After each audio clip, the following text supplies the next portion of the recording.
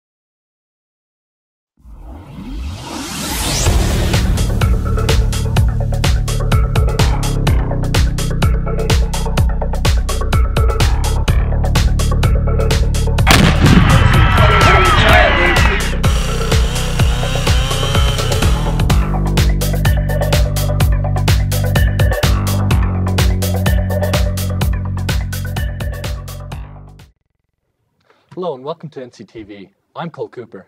And I'm Hunter Bullard. Welcome to the broadcast. This weekend is Veterans Day, and at the end of the show today, we're going to have some special footage for you from today's assembly. Mario Ferreau from our first broadcast of the year. He recently took to the stage with the NCHS Jazz Band to dazzle audiences with more of his awesome music. NCTV's Morgan Vanetti covered the event. Here's an overview of the concert that happened last Saturday. First half of the quartet and the last half NCHS Jazz Band, featuring Mario Ferreau.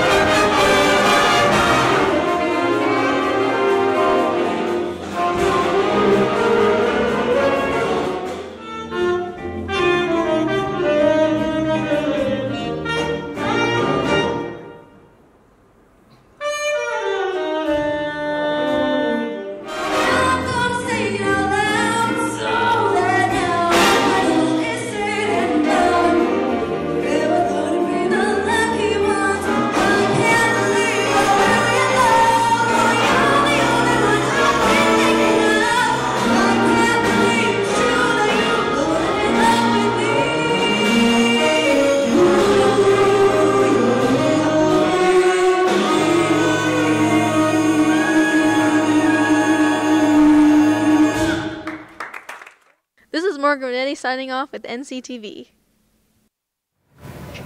Mara's music never astonished. Congrats to him and the NC band for putting on an awesome concert. Speaking of the band, they just moved into their new classroom. NCTV's Kenyon Hawkinson and Nathan Keys spoke with NCHS head principal Shannon Harris, band director Sean Weiss, and several members of the band about the exciting new room. Everything, all the classes and all of the offices that are in the MAC, except the PE rooms, will be moving to the new West Wing or somewhere in the main building. I think it's fantastic. I'm super excited. The best part is it's been 10 years of meetings and I'm done with them now. I'm finally here. The size of the room, for one thing. I like the flat floor. I used to really like the risers, but I like the adjustability of the flat floor. The thing that I'm really going to enjoy with this room is after being in the little room when the marching band rehearses, I won't go deaf anymore because we've got some air space. It's going to be much better sounding. Discuss the concrete. We have a floating concrete ceiling between us and the floor above us, so there's an air pocket. They poured 2 floors basically and jacked one up and then poured another one so that there's an air pocket in between so that sound won't travel between us and the rooms above us. Music and art are on the ground and first floor of Phase 5, which is the old West Wing. Those are scheduled to, we'll start moving some fragile stuff the middle to end of this week. The teachers and students can walk their projects and stuff down toward the end of this week. The movers will be here Friday through Sunday to move art and music into those ground and first floor of Phase 5. Everybody else is scheduled to move over the Thanksgiving weekend. I think it looks fantastic, the amount of space that we have, how tall the ceilings are, and how open, and the sound is going to sound fantastic in here. I'm so excited. I think with the way they designed everything in here, I don't think we should have any noise complaints, but then again, if we don't get any noise complaints, then there's something wrong. Yeah, I think it's sizable. I mean, compared to the tiny band room that we had, and you know, surprisingly how we managed to fit 150 kids into one tiny little confined space. Coming and fitting 150 kids in here will be no problem. And I think we have space, lots of space in here, which will be really nice. Who knows, we might lose space in the future, but for now, it's fantastic. I think working with the students and better communication and hearing individual parts a lot better, instead of having a large sound coming at you in a compressed and small room, we'll have a larger room to be able to hear each individual player. We can identify the mistakes a lot quicker, and it'll just be nicer to have a larger room in general. There's kind of what we call a soft move, and that first move is music and art only, and then the last phase we hope is everyone else. And I say we hope everyone else because when we move music out of their rooms in 2086 and 3086 and they go to the ground floor of 5th, then those rooms have to be redone a little bit. One of the things that's moving there is NCTV, and so there's some construction that has to take place then. We hope that's ready for Thanksgiving so that NCTV can also move into their space over the Thanksgiving break. But there's a chance that could be delayed too. In December-ish, they will start demoing all of those temporary classrooms and offices. And so pretty much from the temporary gym that's out there and the bleachers, everything to the north end will be gutted and torn out.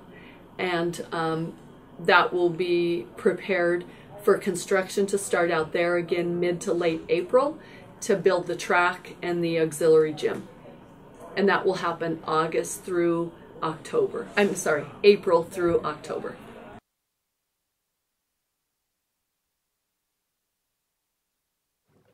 That looks like a sweet new area. I can't wait until we get to move into our new NCTV studio, which just so happens to be the old band room after some new paint and a little bit more construction. Well, we shouldn't have to wait too long by the looks of it. Looks like it's time for NCTV trivia.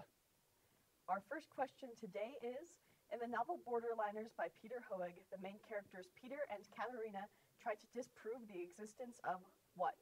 Again, in the novel Borderliners by Peter Hoeg, the main characters Peter and Katerina try to disprove the existence of what?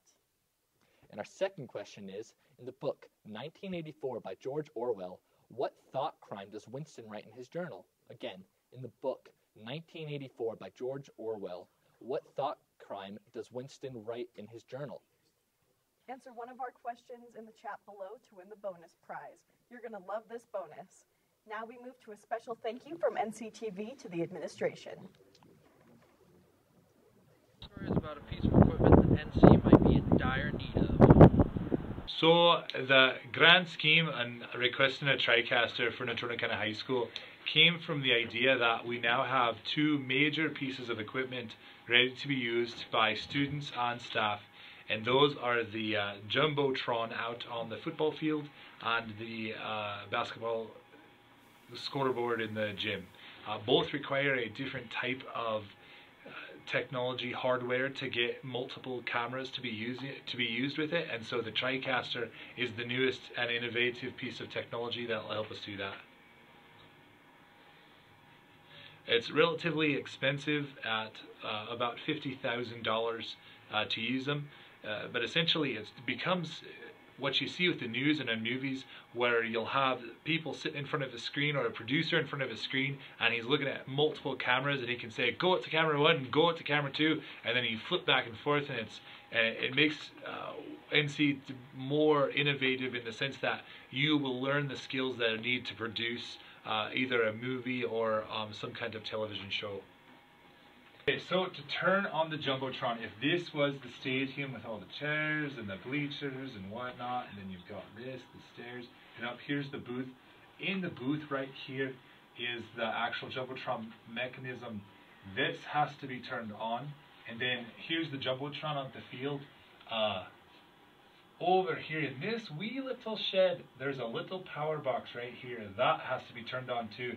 So in the grand scheme of things, you have to walk all the way over from here to here, up the stairs, into the booth, and then turn this on, and that will turn on the Jumbotron. I'd imagine it takes about 10 minutes just to get it running right. So no, I don't want to. For right now, we've been renting the TriCaster, and it gets expensive. So we really, that's the downside of the whole thing, is if we don't go get a TriCaster, we can continue to rent it for the big games, maybe like the Oil Bowl and whatnot. But beyond that, we just would have to work without, and so we would have one live feed from a camera.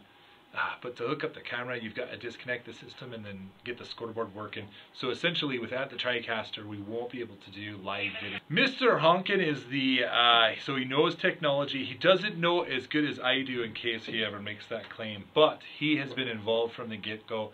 He's gone to all the trainings. He works very hand in hand with the system. And so he knows it quite well if we have any problems. He's kind of the go-to guy. That's more expensive than my car. This is Mike from NCTV, signing off. Thanks, administrators. We couldn't do what we do without you. All of us here at NCTV truly appreciate how the staff and administration support us. It's really important for us to, as a school, to come together and support one another.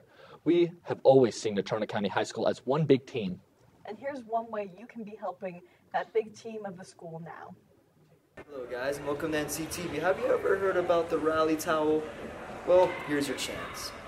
Offset some costs due to my son being in the hospital down at the Children's Hospital down in Denver. And they came up with the idea of doing these towels, and Mr. Howell and Mr. Abel kind of designed these towels as rally towels for us to use at some of the sports games. And we decided this year that we would like the money actually to go towards the Ronald McDonald House. These are the rally towels that we're selling. We'll be selling these in the school store.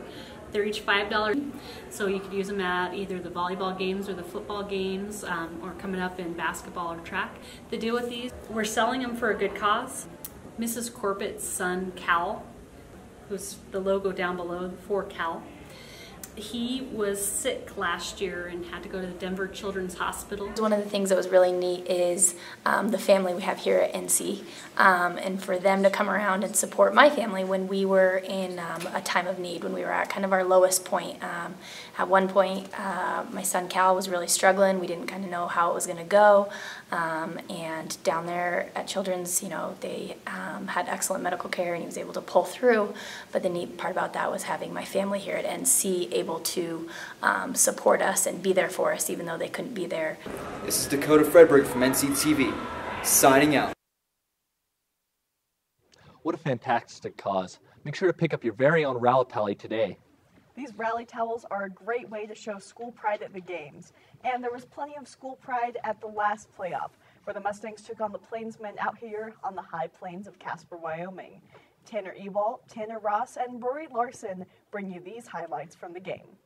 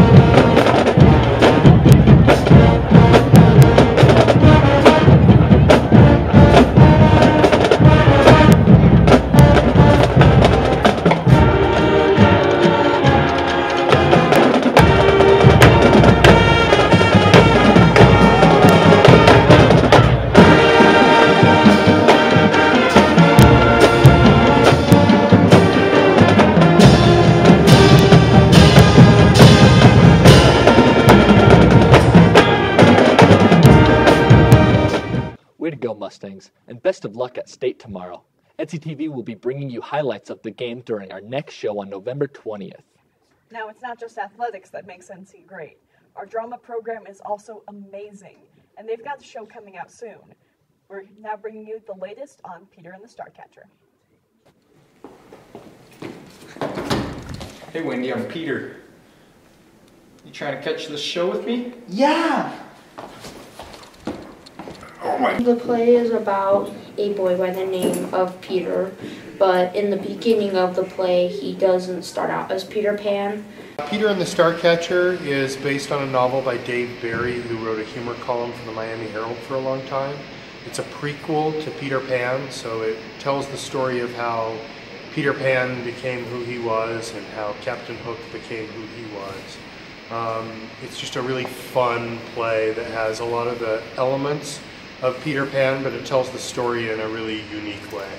Here we get to not only perform it for the public, but we get to perform for the students who are attending the Wyoming State Drama Festival on November 30th, December 1st, and 2nd. So about 700 high school drama kids from around Wyoming. The show runs November 16th and 17th at 7 p.m. and November 18th at 2 p.m. Tickets are $5 for students and senior citizens and $10 for adults. You can get them at the NC main office at the door or from any cast member. The set is a jungle gym for the actors, and so they get to really climb up and around and through.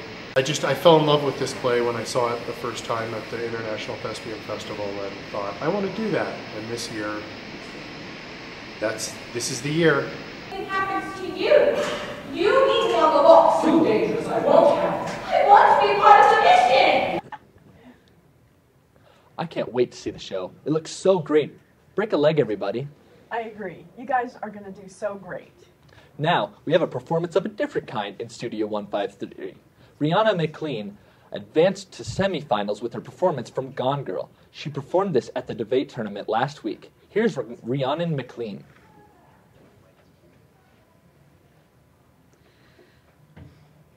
I'm not going to be scared anymore.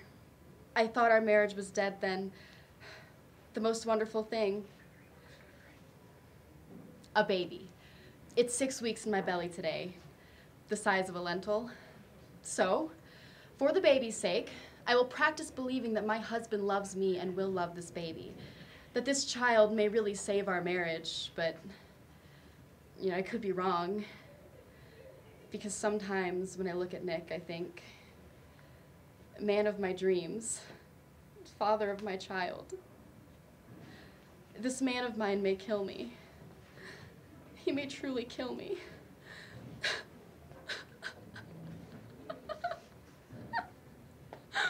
I am so much happier now that I am dead.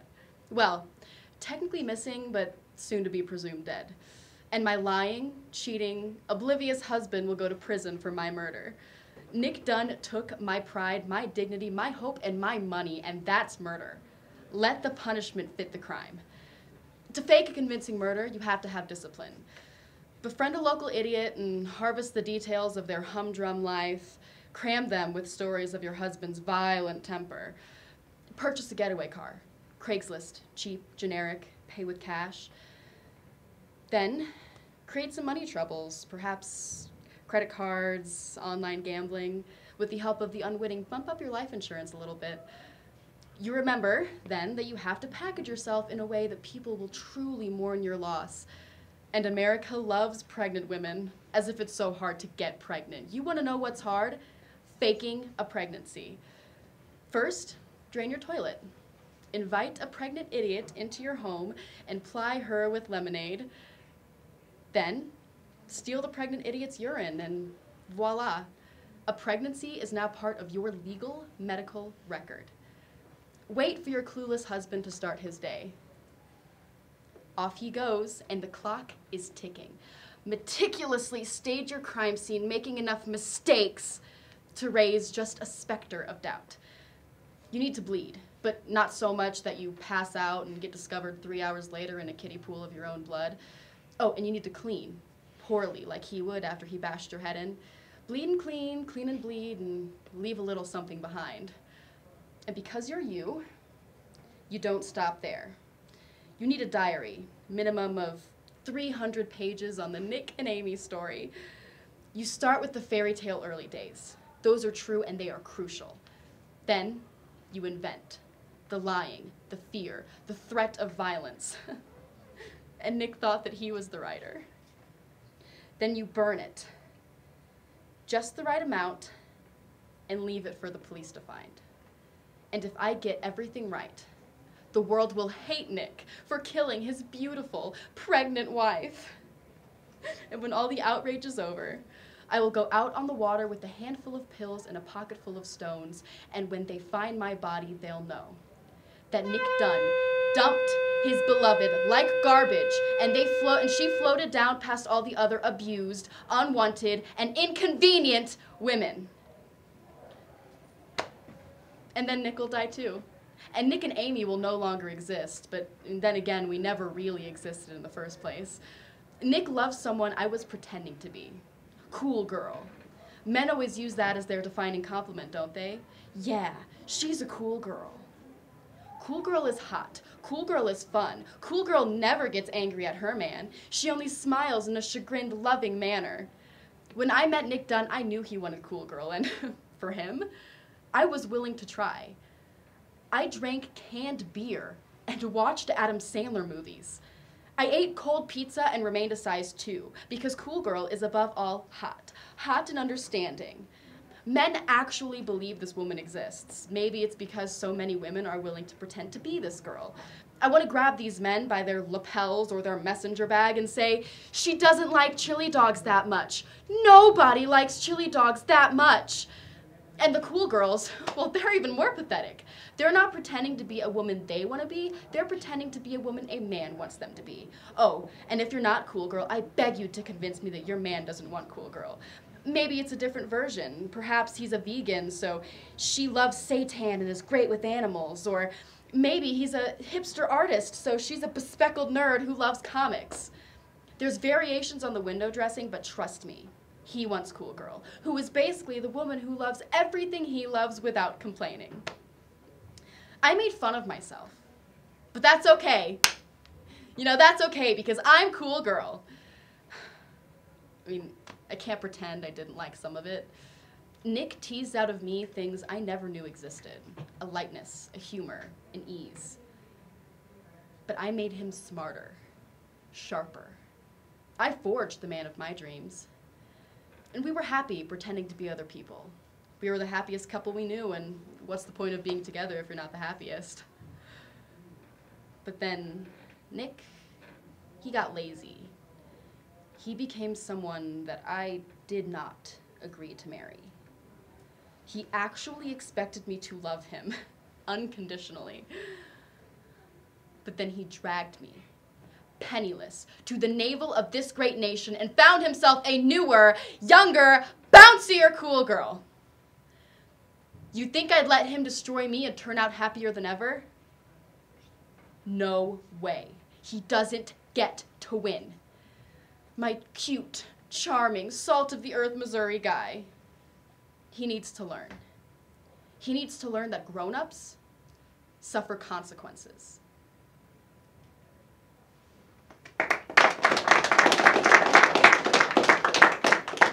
Great job, Rhiannon, performing that for us. If you have a band, performance, or any kind of talent you'd be brave enough to share live, please let us know. Now, before we move to our last story today, we want to remind all of you that you can still answer the trivia down below, and if you haven't done so already, we really recommend it. You don't want to miss out on these awesome prizes. We close today with a bit of a somber story. We will soon be saying goodbye to the Starlane program. We also want to make it clear that Starlane is a program, not a physical school. Currently, the program is housed in the Pathways building. I talked to Pathways head principal Ron Estes about the future of the Starlane program. Education is one of the most important things in anyone's life. That's why you have to spend at least 13 years on it. But you have to wonder if there isn't another way to do it. The idea originated with a group of teachers at Kelly Walsh about 6 or 7 years ago who were looking at different ways to assess what students were learning. And what they realized is that sometimes when teachers give tests or when students are assessed for what they've supposedly been taught, they're not always tested on what they're taught.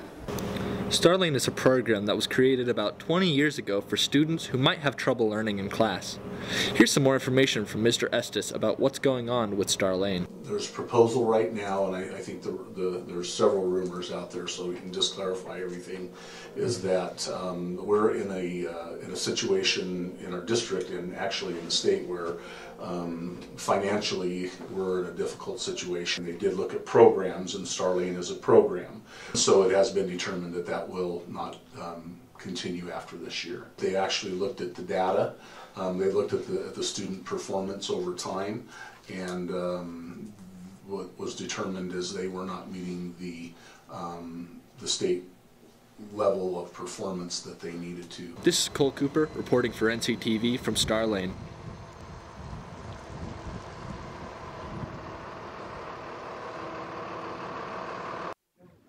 The Starlane program was loved by all who went through it, and we are sad to see it go.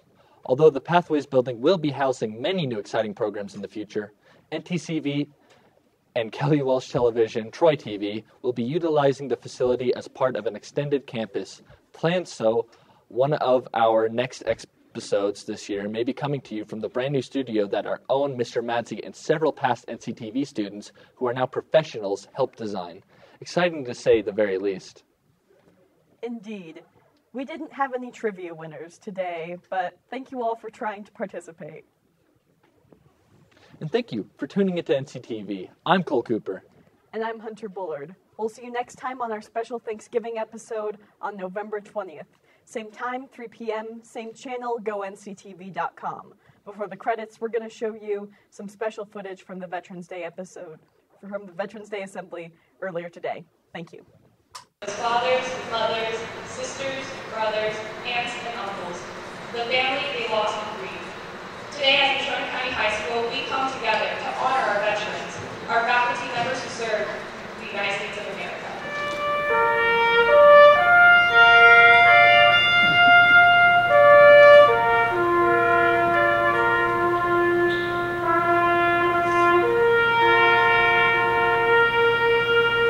Call them or send a text message or get a hold of them and thank them for their service. It's really a great thing. Because really, we're here, and nobody's got it better than us in this country. And we're here because of those sacrifices. There's no doubt about it.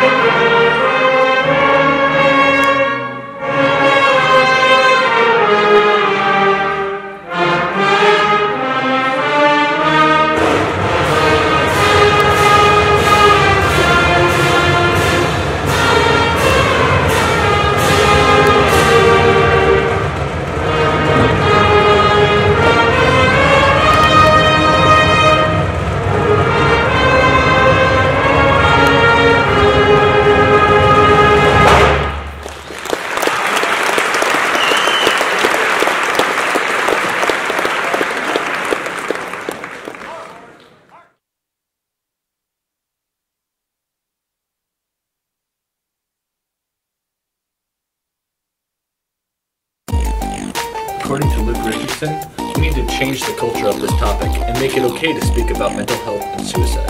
Ever wonder who has the best skills in house? Well,